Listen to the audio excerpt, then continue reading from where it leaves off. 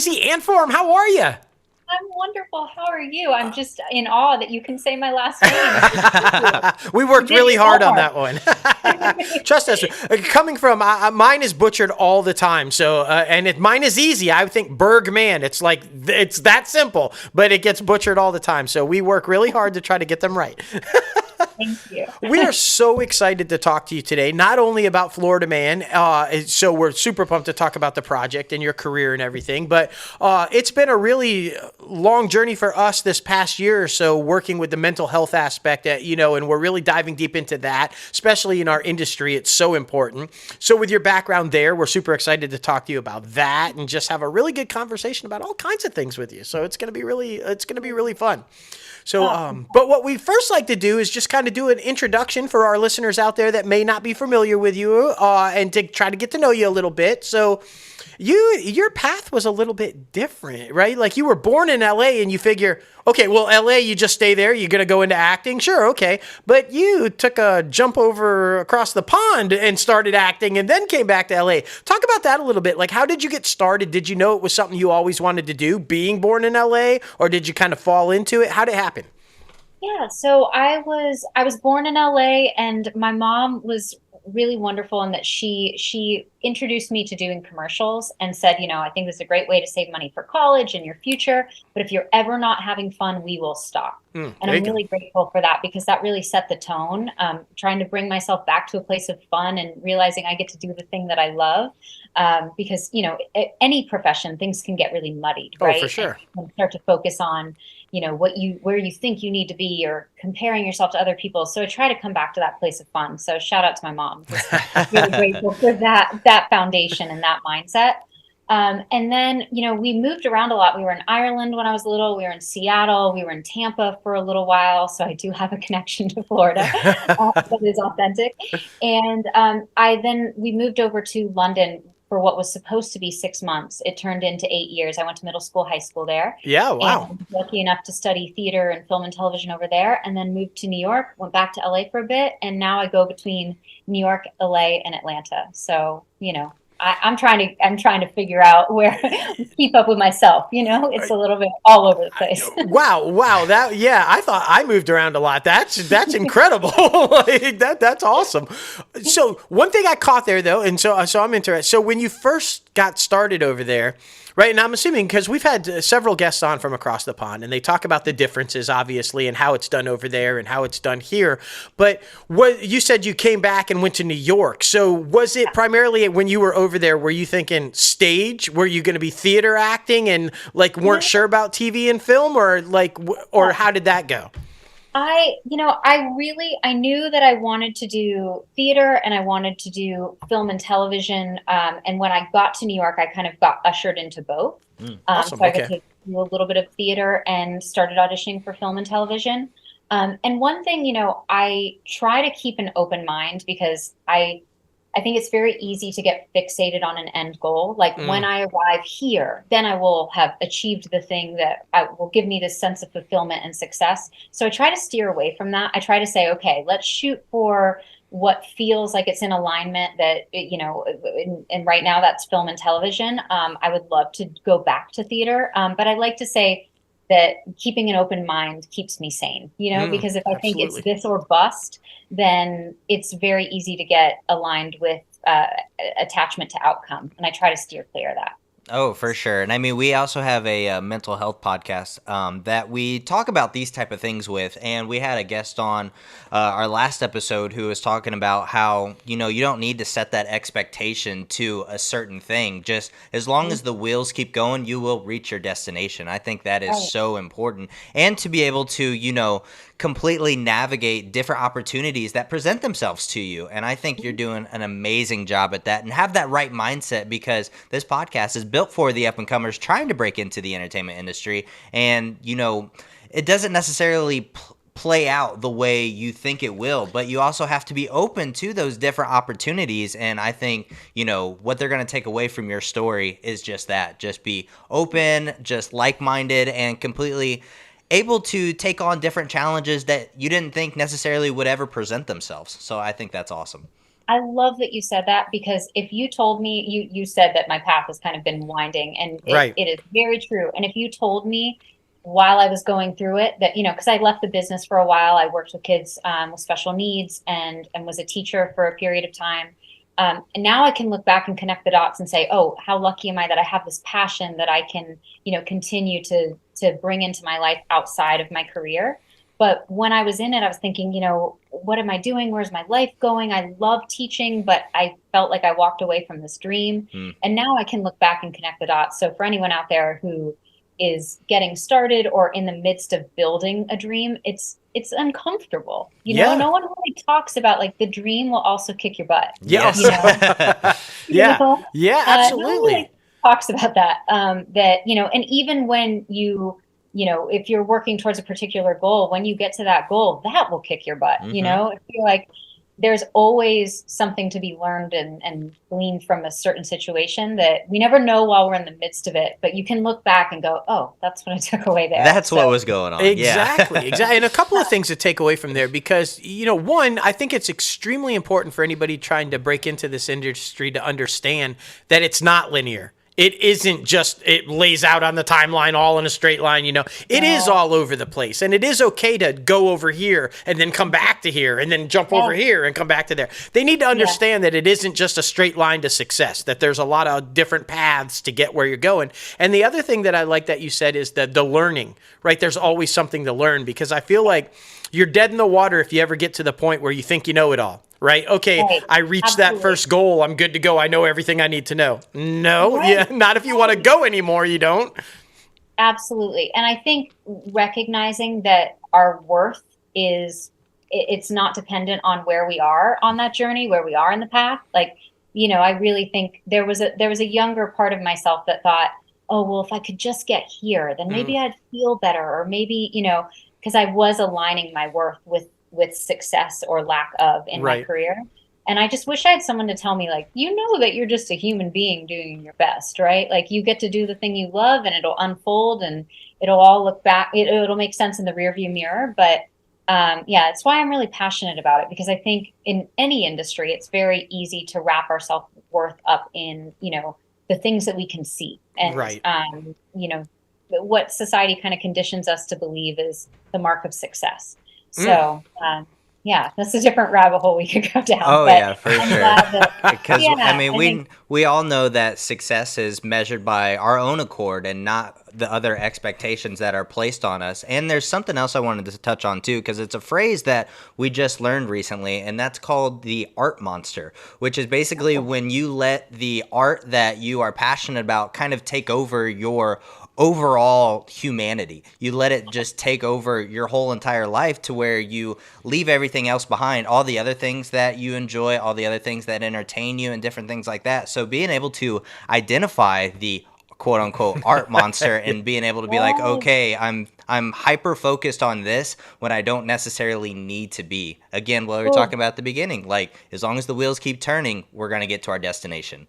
I'm going to steal that. I'm going to steal that, Dustin and Logan, the art monster. Because it's so funny. I really tried not to position myself as an authority on anything. Because I think it's very easy when talking about mindset to kind of, like, a lot of people will position themselves kind of as a guru, which like, everyone's on their own path, not my place to comment. But I try to reiterate to people that this is stuff I'm practicing every day. And to your point about the art monster, that never goes away, in terms of, like, we all have this self-critical voice, right? Like, it'll pop up for me when I'm on set, if I'm doing an audition at home, and surrounding ourselves with people, and also practicing bringing ourselves back to a place of, like, alignment, and doing this because we love it, and wanting to be of service to the story and the team that's a part of it, that it's not about us. And I think the art monster is driven by ego. I see him always stealing art monster. Yeah, no, totally. Yes. But I think that's fueled by ego. And when we can zoom out and say, like, okay, all of this is bigger than me. How can I show up and be of service? That is immediately humbling. But we're human. We're going to do it. We're going to get caught up in the in the day-to-day stuff and the idea that we need to achieve the next thing. Well, I love that you bring up ego, because I feel like if you are fortunate enough to achieve some success and you are starting to get the name out there and you're starting to book stuff and everything, I think the fastest killer of that is ego.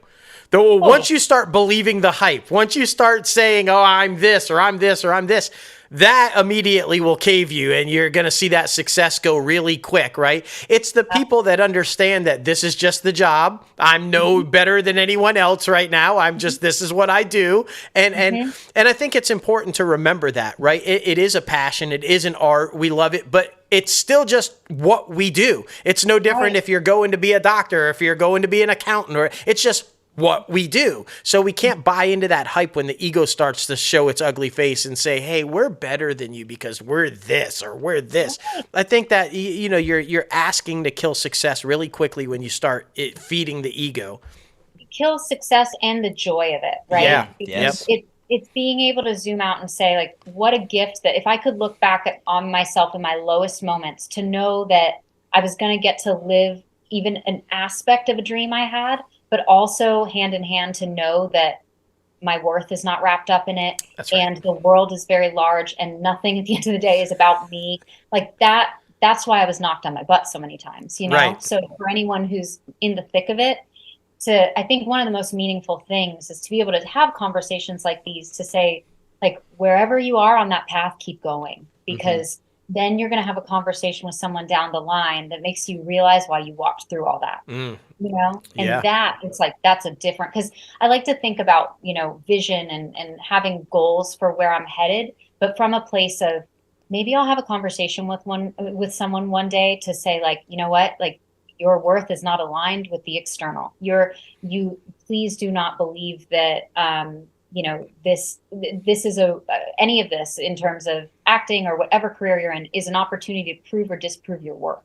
You know, That's right. I think that can crush a lot of people to like this inner narrative of shame and failure that so many of us can attach ourselves to. It's like, wait, I would never say that to someone else. So I'm certainly not going to keep saying it to myself behind closed doors. Yeah, exactly. You know? It's such an interesting thing too, because we talk about the entertainment industry as an industry built on selection instead of rejection, because you know, we are all involved. We also have our own film and television production company, so we understand the grind and the struggle.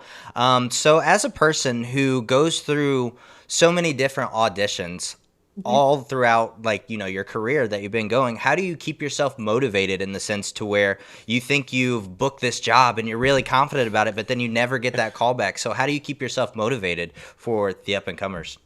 It's such a great question. I like to think of myself in my lowest moments and like the 16-year-old version of myself that would like cry to my parents and try to articulate how much I loved this. Right. And I'll get choked up, but I feel like she would be really proud of me for continuing to show up and showing up from a place of like, I truly love this and I want to make a difference. Like, I'm really passionate about any platform I have, wanting to talk about organizations that I believe in who are making a difference in the world. And, you know, I think as long as I can say I'm in the game and I'm showing up, I'm learning, like, I'm proud of that. That's enough, you know, because at the end of the day, I didn't dream of certain accolades or recognition. I dreamt of doing the thing I love.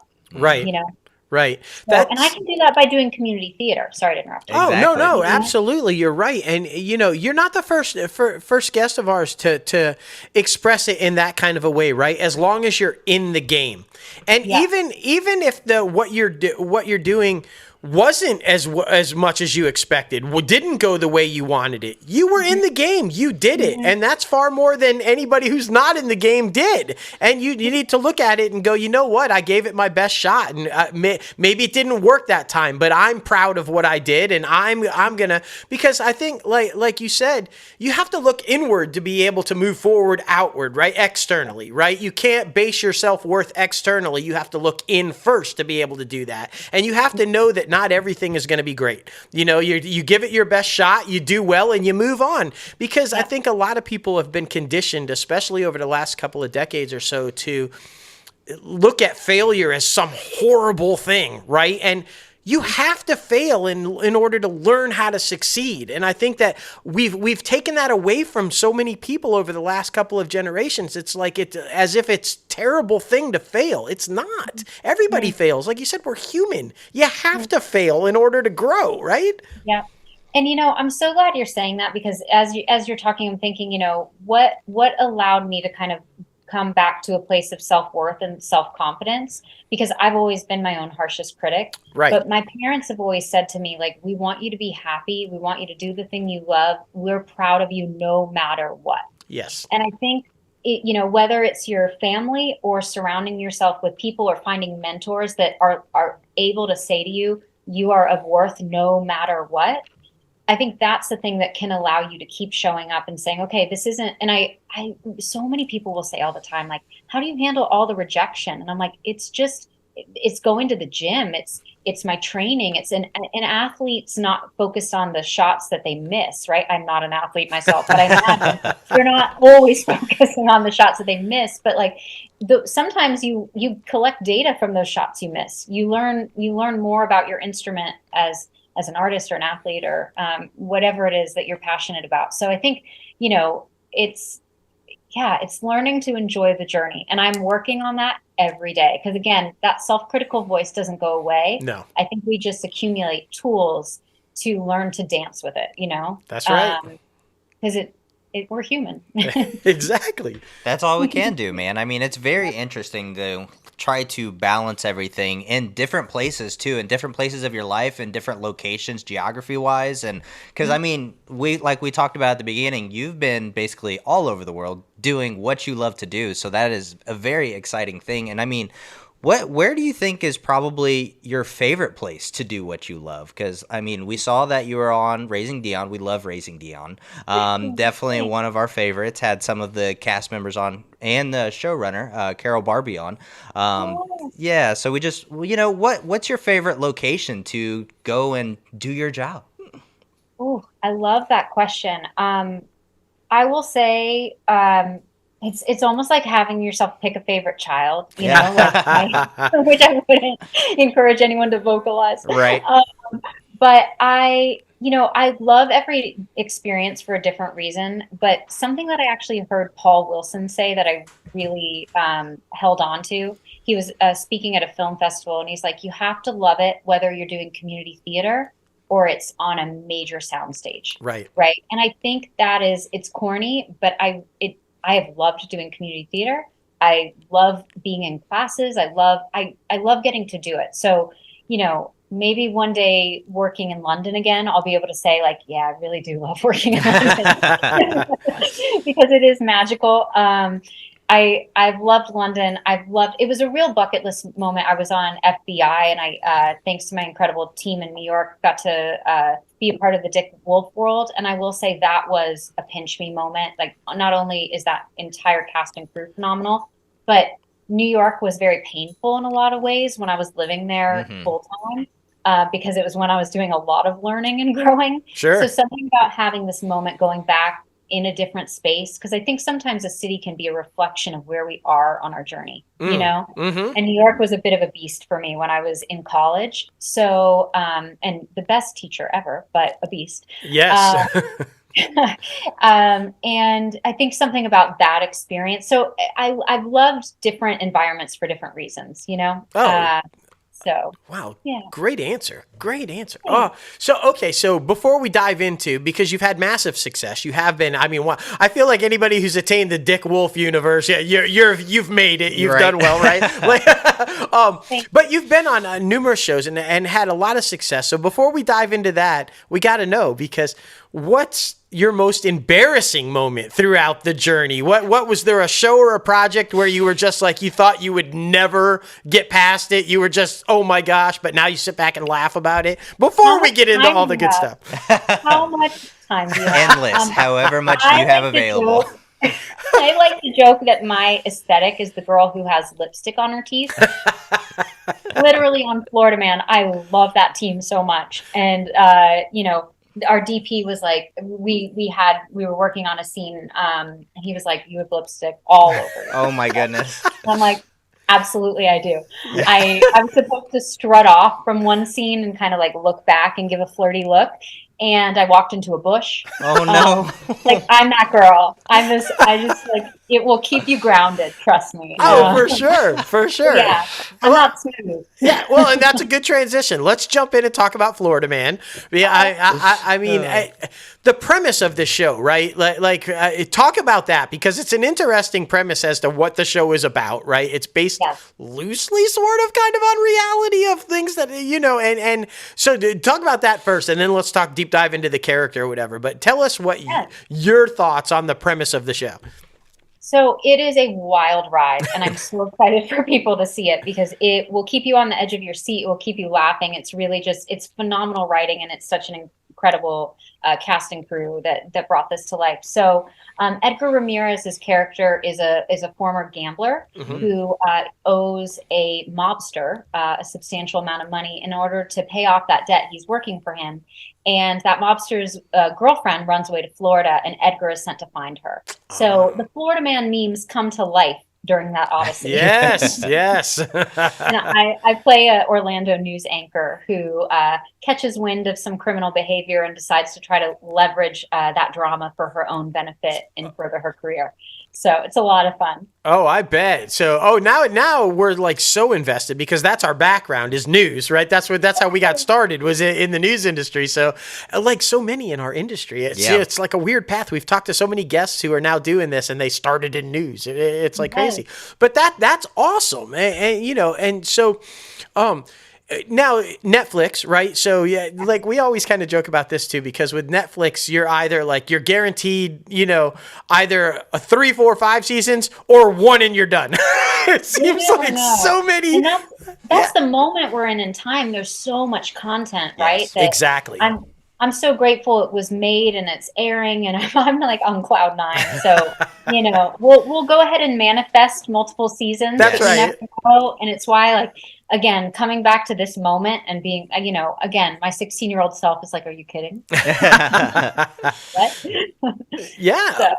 So, I mean, that's amazing. And we could not be more happy for you and everything that's you've been able to accomplish on the acting side of it and the showbiz side of it. But we also want to touch a little bit about the personal life and the things you do outside of it. Because as you mentioned, you were a teacher at one point, you were working with special needs children. And you have a class that you teach on mindset, which is so unbelievably important in our industry to have people coming in with the right mindset, because it can be a tough industry if you're not set for it.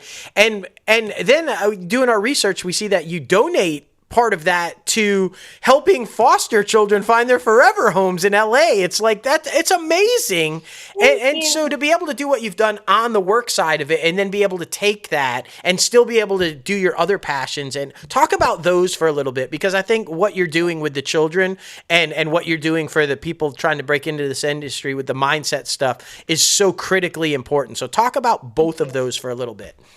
Thank you. I really, really appreciate that. So, I partner with Heart Gallery Tampa, who I met while I was doing some theater in Tampa. They help place children in foster care and forever homes. And 100% of it's a donation-based class. And I do it once a month, and 100% of the proceeds go towards Heart Gallery.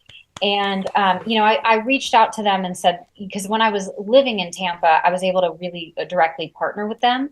And I said, I don't want you've really shaped my life. I see the difference you're making. I don't want this this collaboration not to happen anymore just because I'm going to be in a different state or, working full time as an actor. And so I brainstormed with them ways to contribute to their cause and bring awareness to what they do. So Heart Gallery Tampa, and there are Heart Galleries all over the country that they partner with photographers to showcase these kids. And I found out about them because there was an exhibition of these photos in a theater I was working in. Oh. So I just saw the power of what they do and how they showcase these kiddos' personalities, and they work with kids who are having a more difficult time finding their forever home. So I'm just really inspired by the work they do. And, we talked about mission and vision, and I just always want to come back to a place of when I showed up to my classroom, I knew tangibly how I was making a difference. But in this career, if you're lucky enough to have any kind of platform, for me, it's saying, okay, how can I use that to continue to pour into people who have their boots on the ground and are making a difference in the lives of kids. So, or whatever organization you believe in. So it's just, it's a neat thing, because I think we talked about ego, and I think sometimes this can feel like a slightly narcissistic business, but it's all about your mission and your intention and what you're putting into the world. So, it's when I come back to that place and realigning with that purpose, it really helps me stay, showing up for all those auditions and saying, Yeah. I know there's a greater purpose and that things will continue to unfold.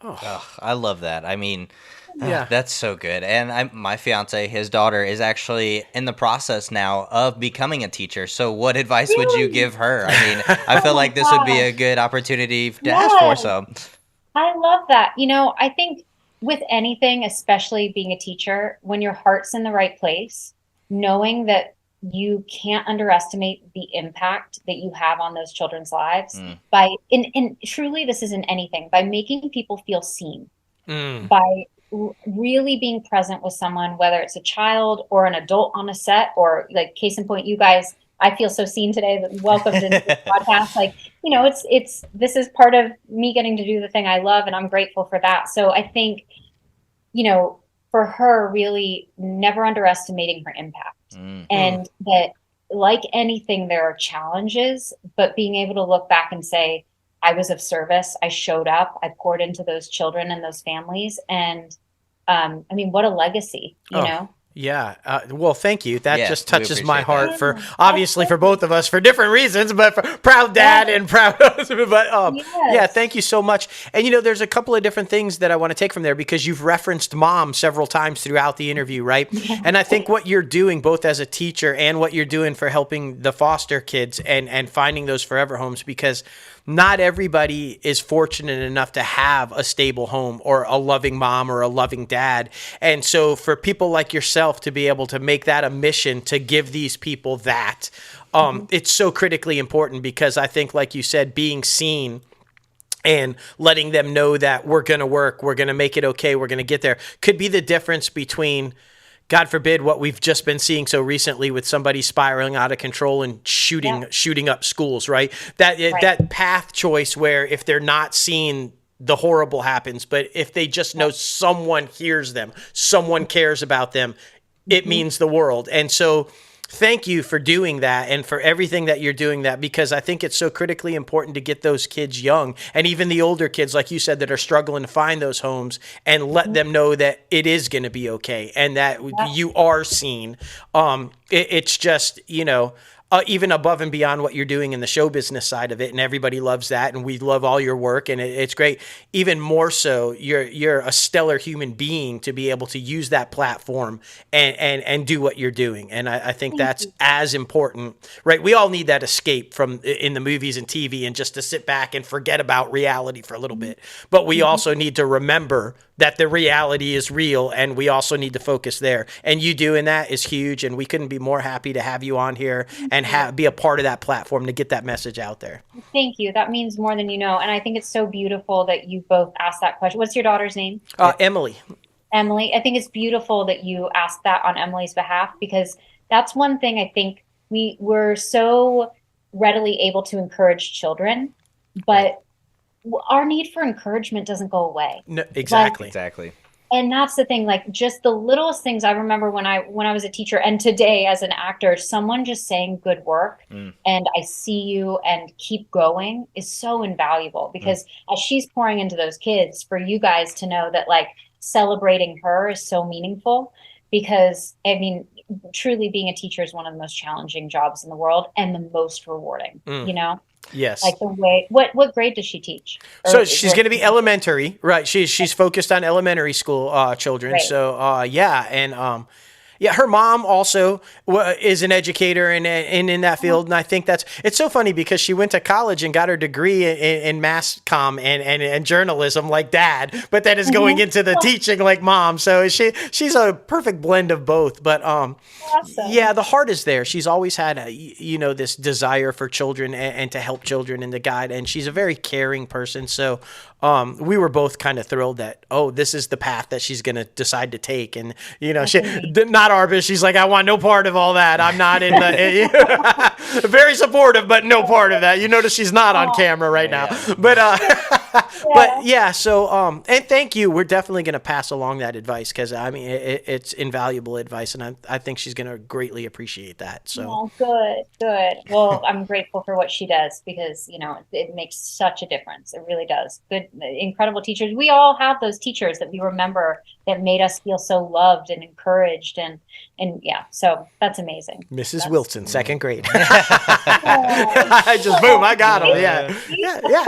I love that. I love that. Well, listen, thank you so much for coming on the show and getting a little crazy with us, diving deep. I mean, we got deep really quick, and I mean that just shows your type of the aura that you bring around, because I feel like we were able to be very comfortable with you, hopefully like you were very comfortable with us. So it was a very just nice and lightful, like fun conversation. So we really appreciate that.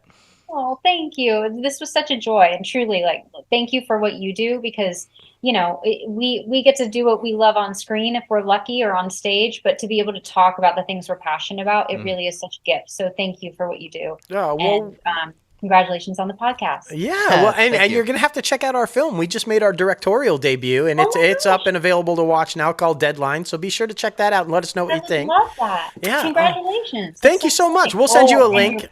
Oh, this is Peanut. Yeah, this is Peanut. Peanut is a ham. He does like to make appearances. Peanut's like, I'm making my fashionably late entrance. That's right. Exactly. He likes to do it at the very end. He does. So it's like he's got a routine. Exactly. He's got great timing. Yeah, it really does.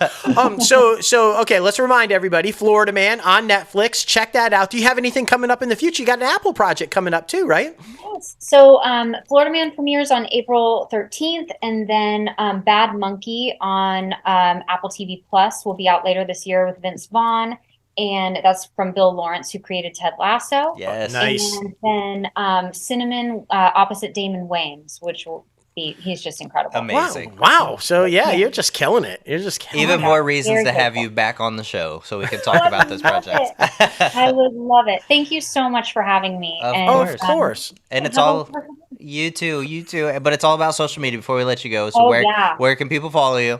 Yes. So Lauren __ Buglioli, Buglioli. So fantastic. Easy enough. Instagram and Twitter, right? Yes. I'm most active on Instagram. So, and if for anyone listening, if you're interested in the monthly mindset meetings, just DM me, and I'll send you the link for our next one in April. Fantastic. Awesome. Well, listen, take care. Enjoy the rest of your day, and we'll be talking to you soon. Thank you. Take care. Bye. All right, man, just another freaking amazing conversation. Yeah, she's so genuine. You can tell that she has so much passion and care and concern about not just the acting that she does in her career, but life and just people around her and people she doesn't even know. You can just tell she wants to make a difference. And I mean, that's everything in this world. Exactly. We are just human beings. We're not perfect. We're just doing the best we can. The life does not come with a handbook. It would be so much easier if it did. It would be. But it's okay. It's fine. I remember everything's okay. But thank you again, Lauren, for coming on the show.